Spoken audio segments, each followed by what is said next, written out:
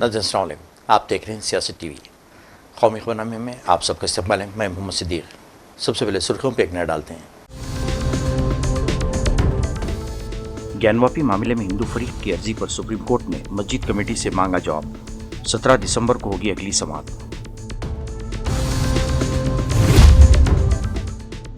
Adani group की company में आज भी जबरदस्त गिरावट देखी गई। इल्जामात बेबुनियाद। अडानी ग्रीन कंपनी का रद्देमल, कहा कानून का हर मुमकिन सहारा लेंगे।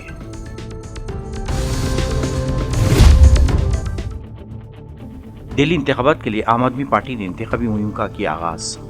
केजरीवाल ने रेवड़ी पर चर्चा मुहिम का आगाज किया और मुफ्त सहूलतों के हवाले से आवाम से ली जाएगी राय। शहरियों में कौम सबसे पहले एहसास का पैदा करना जरूरी। हैदराबाद में सकाफती मेले लोक मंथन से सर जमहूरिया मुर्मू का खिताब।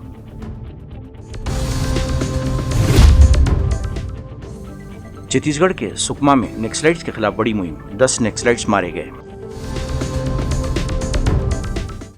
नई सुर्खियां, अब खबरों की तफसील पेश है। अडानी ग्रुप ने कहा कि अमरीकी महकमे इंसाफ और सिक्योरिटीज मार्केट रेगुलेटर की तरफ से अडानी ग्रीन कंपनी के डायरेक्टर्स के खिलाफ लगाए गए इल्जामात बेबुनियाद हैं और उनकी तरदीद की गई है। अडानी ग्रुप ने कहा कि अदालत में लगाए गए इल्जामात सिर्फ इल्जामात हैं और मुल्जिमान को जुर्म साबित होने तक बेकसूर समझा जाता है। हम कानून का हर मुमकिन सहारा लेंगे। इसके साथ ही solar energy corporation of India SICI के गौतम अडानी केस में अपनी वजाहत पेश की है। उसने इस सारे मामले में कहा कि उन्हें अमरीकी अदालत में गौतम अडानी के ग्रुप पर लगाए गए इल्जामात से मुताल्लिक़ कोई दस्तावेज नहीं मिला है। ऐसी सूरत में इसे कंपनी के किसी उसूल के टूटने के बारे में कोई इल्म नहीं है। ज्ञानवापी मस्जिद मामले में हिंदू फरीक की एक अर्जी पर आज सुप्रीम कोर्ट ने समाअत करते हुए मस्जिद कमेटी को नोटिस जारी किया है। हिंदू फरीक की अर्जी पर अदालत उज़्मा ने मस्जिद कमेटी से 2 हफ्ते में जवाब तलब किया है। हिंदू फरीक ने अपनी अर्जी में दावा किया है कि उन्हें 1993 तक हिंदू तबके के लोग सीलबंद इलाके में पूजा करते थे, जबकि मुस्लिम तबका सीलबंद इलाके को वजूखाना बताता है। इस मामले में सुप्रीम कोर्ट ने आइंदा समाअत के लिए 17 दिसंबर की तारीख मुकर की है। हिंदू फरीक ने मस्जिद के अंदर सुप्रीम कोर्ट के जरिए सेल बंद किए गए इलाका वजू खाने का ASI सर्वे कराने का मुतालबा किया है।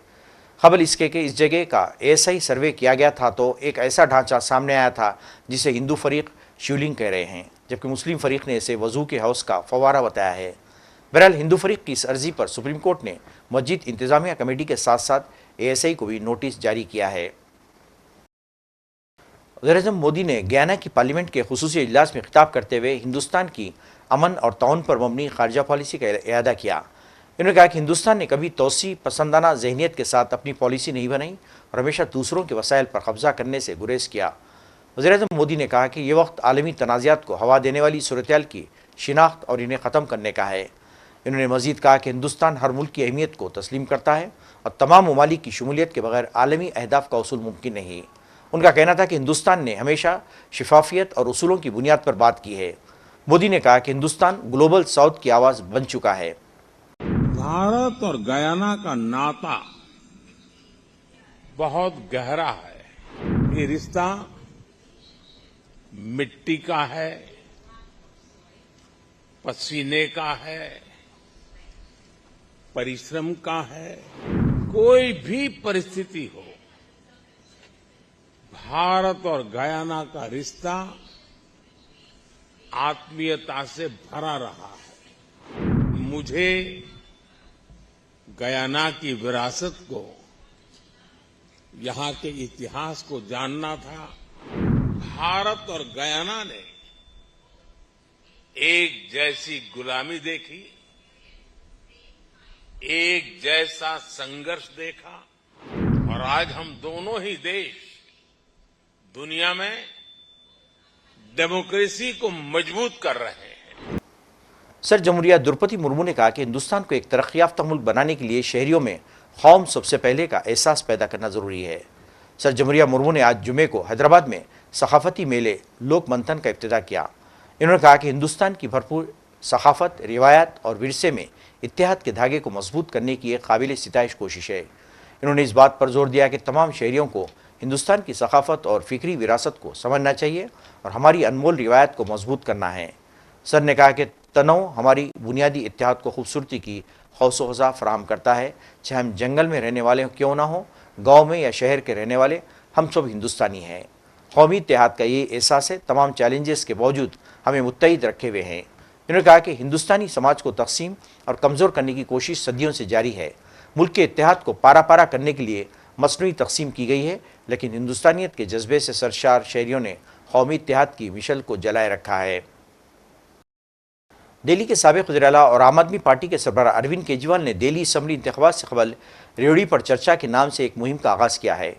इस मुहिम के तहत दिल्ली के अवाम को फैसला करना है कि इन मुफ्त सहूलतों को जारी रखना चाहते हैं या नहीं। केजरीवाल ने अपनी तकरीर में कहा कि वज़ीर-ए-आज़म मोदी ने उनकी मुफ्त स्कीमों पर एतराज़ किया है और उन्हें बंद करने का मशवरा दिया है।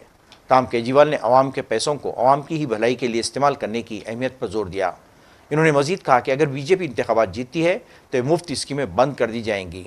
केजरीवाल ने दिल्ली में दी जाने वाली 6 मुफ्त सहूलतों का जिक्र किया, जिनमें बिजली, पानी, तालीम, सेहत, ख़वातीन के लिए बस में मुफ्त सफ़र और बुज़ुर्गों के लिए मुफ्त मजहबी यात्रा शामिल हैं। इन्होंने दावा किया कि ये सब दिल्ली के अवाम के टैक्स के पैसों से किया गया है, जो अवाम का हक़ है। दिल्ली और शुमाली हिंदुस्तान में आलूदगी का बहरान संगीन सूरत-ए-हाल इख्तियार कर चुका है, जो अवाम की सेहत के लिए ख़तरा बन चुका है।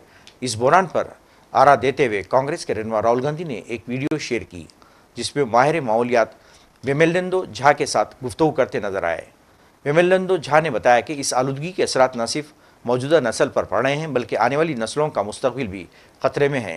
राहुल गांधी ने इस बात पर जोर दिया कि दिल्ली और पूरे मुल्क में आवाम को साफ़ हवा की फराहमी के अवामी ट्रांसपोर्ट की तोसी, थर्मल पावर प्लांट्स की मुंतकिली और आलूदगी को अवामी सेहत की पॉलिसियों के साथ जोड़ने की ज़रूरत है। उन्होंने कहा कि ये सिर्फ दिल्ली का नहीं बल्कि पूरे मुल्क का बहरान बन चुका है, जिसको फौरी हल निकालना ज़रूरी है। Hi mister Gandhi, we are at India gate. हम इंडिया गेट पे हैं और एयर क्वालिटी इंडेक्स जो अभी मॉनिटर्स कह रहा है वो 396 है, जो कि क्लोज टू सीवियर है, वेरी पुअर है actually, which is actually we should feel better that we are actually breathing very poor close to severe air. End of course this is the restriction that you actually see. GRAP 4 लगा हुआ है शहर में, कुछ restrictions लगे हुए हैं और आज हम वेरी पुअर में इसलिए हैं सीवियर से क्योंकि हवा की गति और दिशा, that's the main reason why the air quality index is slightly better today. That's why we are right now. तो ये जो प्रॉब्लम है दिल्ली में, इसके कंपोनेंट्स क्या हैं? ये मतलब कोई लोग कहते हैं कि किसान खेत जला देते हैं, कोई और कहता है पटाखे हैं, मगर एक चीज़ तो नहीं हो सकती, ये अलग अलग चीज़ें हैं। तो इसका कितनी ब्लेम कहाँ जानी चाहिए? तो देखिए, सबसे पहले तो ये सिर्फ दिल्ली की समस्या नहीं है, ये this is a north Indian problem, in fact pan India की समस्या है। अगर हम दिल्ली एनसीआर के बारे में बात करें तो 2 तरह के सोर्सेस हैं। एक है एपिसोडिक सोर्सेस, जो कि मतलब इवेंट्स हम कहते हैं, जैसे फार्म फायर्स हो गए या फिर पटाखे हो गए। And then there are perennial sources, which is sources of pollution which is 365 days. बहुत बार जो है disproportionate focus हमारे सबों का, पूरे के पूरे समाज का, पूरी की पूरी व्यवस्था का जो है वो episodic sources पे ज़्यादा होता है। पटाखों के समय फिर हम धर्म के बारे में बात करते हैं, बाकी चीज़ों के बारे में बात करते हैं, because that's convenient. And then also to blame the farmers mostly for this mess, the air mess that we are in. And therefore, why are we disproportionately only talking about farm fires? Indeed, that needs to be stopped. So every data that we have says 50% प्रदूषण जो है air के ambient Delhi के ambient air quality का contribution जो है वो vehicular pollution. Chhattisgarh के सुकमा जिले में सिक्योरिटी फोर्सेस के साथ मुठभेड़ में 10 नक्सलियों के मारे जाने की इत्तला है। सिक्योरिटी फोर्सेस ने जाए वखू से 3 खुदकार राइफल्स समेत मुतादिद हथियार भी बरामद किए हैं। मालूमात के मुताबिक डिस्ट्रिक्ट रिजर्व गार्ड की टीम नक्सलियों को घेरे में लेने और तलाश करने निकली थी। इस दौरान अलस सुबह सिक्योरिटी फोर्सेस और नक्सलियों के दरमियान मुठभेड़ हुई, जब डीआरजी टीम और डीआरजी सिपाहियों के नक्सलियों के साथ मुठभेड़ में हुई। फौजियों की इत्तला मिली थी कि कई नक्सली ओडिशा के रास्ते छत्तीसगढ़ में दाखिल हो रहे हैं। बस्तर के inspector general of police P Sundarraj ने मुठभेड़ की तस्दीक की है। मारे गए नक्सलियों की तादाद और हथियारों की अभी तक सरकारी तौर पर तस्दीक नहीं की गई है। इन्होंने बताया कि दोनों जानिब से फायरिंग जारी है। मशहूर अदाकार मनोज वाजपेयी को नए टैलेंट के साथ काम करना बहुत पसंद है। उनके मुताबिक जब वो नए फ़नकारों के साथ काम करते हैं तो उनकी तख्लीकी सलाहियतों में इजाफा होता है। हमें मुख्तलिफ फ़नकारों, ख़ास तौर पर नए लोगों का तहे दिल से खैर मकदम करना चाहिए। एक नया अदाकार फिल्म में नई तवानाई डालता है और प्रोजेक्ट को ताजगी बख्शता है। वाजपेयी ने 55वें international film festival of India के मौके पर बात बताई। आने वाली फिल्म डिस्पैच में वाजपेयी नौजवान आर्टिस्ट अर्चिता के साथ स्क्रीन स्पेस शेयर करते नजर आएंगे। अरे पता नहीं मुझे कि ये क्या डायनेमिक चेंज हो रहा है, लेकिन किसी भी हेल्दी इंडस्ट्री की सबसे बड़ी पहचान होती है कि वहाँ पे हर तरीके की फिल्में बने, हर तरीके के टैलेंट को मौका मिले और हर तरीके की फिल्म आप दर्शक को तक लेके जाएं। क्योंकि हम अंततः सारी फिल्म का मकसद ये होता है कि हम ना सिर्फ हम पैशनेटली उस कहानी को बनाएं जो जिससे हमें लगाव है, बल्कि हम उसको एक खास नंबर ऑफ ऑडियंस तक भी लेके जाएं। तो जब लोग अलग अलग तरीके की फिल्में देखते हैं, उससे हमारी इंडस्ट्री और हेल्दी होती है। वहाँ पे हर तरीके के लोगों के पास काम होता है और हर तरीके की फिल्म को अपना ऑडियंस मिलता है। और जब ऑडियंस जब मिलती है तो जाहिर सी बात है कि हर फिल्म उस तरह की फिल्मों को बनाने के लिए और भी लोग आगे आते हैं। तो ये लगातार flow of creativity, flow of money ये चलता रहता है, वो रुकता नहीं। इसमें अर्चिता अग्रवाल है, मेरे ख्याल से अर्चिता अग्रवाल की पहली फिल्म है ये, और उनको तो चांस कन्नू बैल ने दिया है, लेकिन उसने इतनी बढ़िया परफॉर्मेंस की है, ऐसा लगता ही नहीं है कि उसकी पहले, ऐसा लगता है जैसे ये उसकी 30वीं फिल्म है, 35वीं फिल्म है।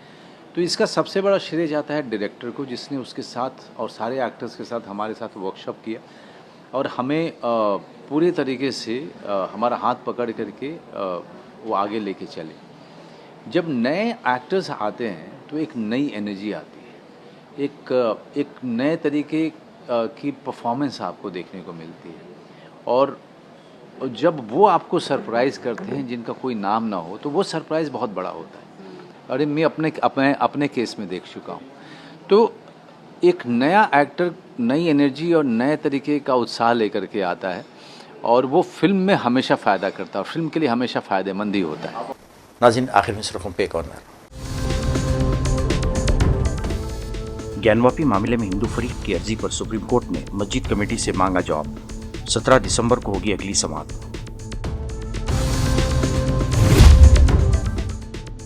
अडानी ग्रुप की कंपनी में आज भी जबरदस्त गिरावट देखी गई। इल्जामात बेबुनियाद, अडानी ग्रीन कंपनी का रद्देमल, कहा कानून का हर मुमकिन सहारा लेंगे।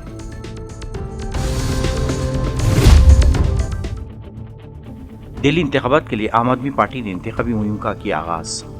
केजरीवाल ने रेवड़ी पर चर्चा मुहिम का आगाज किया और मुफ्त सहूलतों के हवाले से आवाम से ली जाएगी राय। शहरियों में कौम सबसे पहले एहसास का पैदा करना जरूरी। हैदराबाद में सकाफती मेले, लोक मंथन से सर जमहूरिया मुर्मू का खिताब।